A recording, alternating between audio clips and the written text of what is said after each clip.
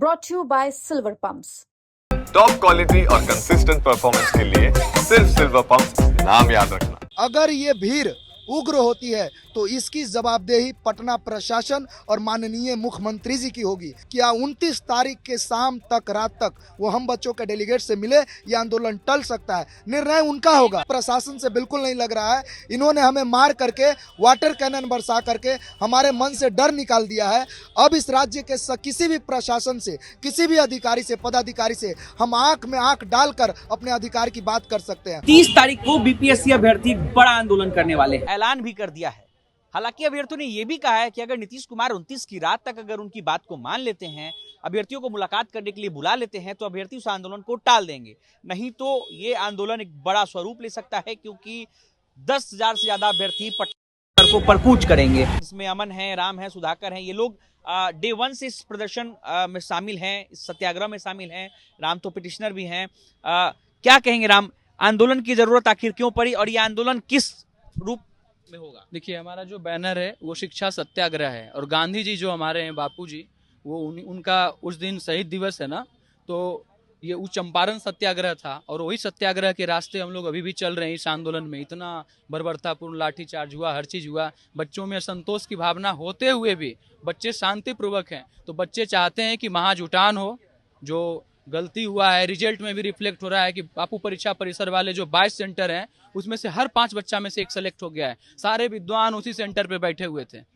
49% उपस्थिति होने के बाद भी इतना सिलेक्शन हुआ है। तो 19.60% रिजल्ट हुआ है। तो मतलब ये दर्शाता है कि पूरा का पूरा गोलमोल किया गया है प्रायोजित तरीके से। तो हम चाहते हैं, तो बच्चे इसीलिए महाजुटान करेंगे, यहाँ पे आएंगे, शांतिपूर्वक अपना उपस्थिति दर्ज कराएंगे। शहीद दिवस के रूप में माना जाएगा कि हम बच्चे भी जो हैं, हमारी जो मांगे हैं, हमारा जो अधिकार है, वो भी शहीद हो गया है। अब क्या ही कर सकते हैं हम लोग। अमन है हमारे साथ। अमन, ये बच्चे सिर्फ गर्दनी बाग आएंगे या पटना में कहीं कूच करने वाले हैं? देखिए, पटना में कहीं भी आंदोलन हो सकता है, गर्दनी बाग भी आ सकते हैं, क्योंकि गंगोत्री यही है। आपने बहुत अच्छा सवाल पूछा कि बच्चे आंदोलनरत है। 40 दिन से हम लोग शांतिपूर्वक आंदोलन कर रहे हैं, शांतिपूर्ण सत्याग्रह पर बैठे हुए हैं, लेकिन सरकार के कानों पर जू तक नहीं रेंग रही है। हम लोग चिल्ला रहे हैं, रो रहे हैं, मुख्य सचिव से मिले, हम लोग राज्यपाल महोदय से मिले, लेकिन कहीं से कोई भी पॉजिटिव रिजल्ट हम लोग को नहीं मिला। एटलीस्ट मिलने तक वो नहीं हमसे आए हैं, न मिलने की बात की।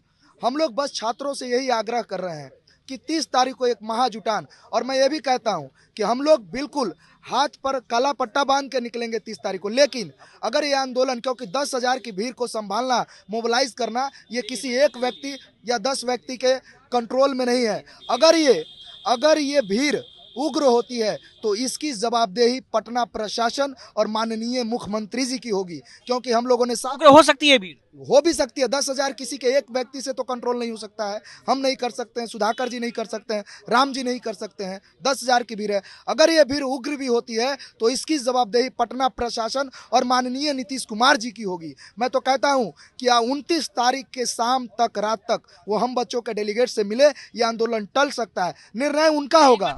टल नहीं सकता है। आप मिले, अब इतना दिन हो गया, अब टालने उलने की बात नहीं है। आप आइए हमारे पक्ष में, कुछ बोल करके कुछ मतलब करिए।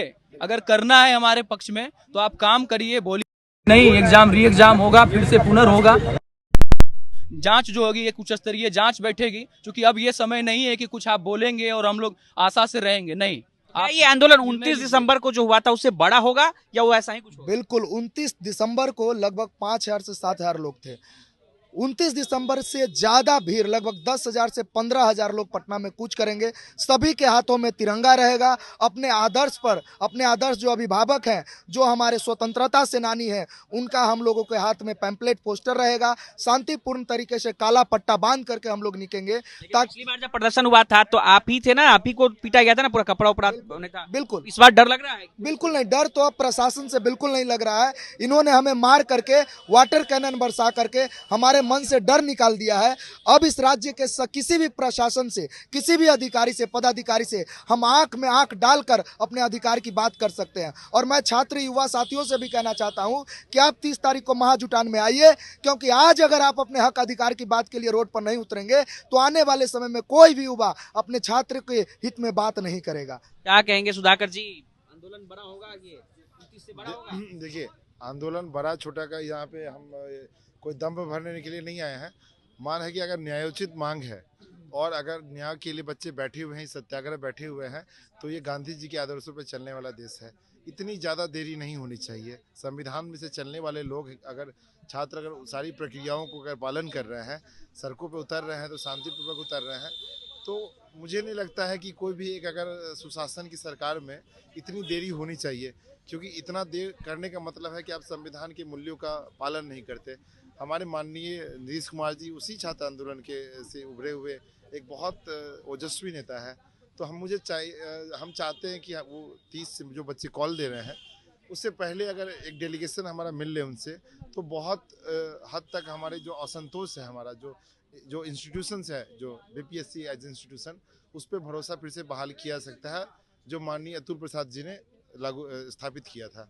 चलिए, तो देखिए, अभ्यर्थी थे हमारे साथ और अभ्यर्थियों ने ये बताया है कि ये आंदोलन कहीं ना कहीं जो 29 दिसंबर की शाम को पटना के गांधी मैदान के समीप हुआ था, उससे भी बड़ा हो सकता है। अनिकेत कुमार, बिहार तक, पटना।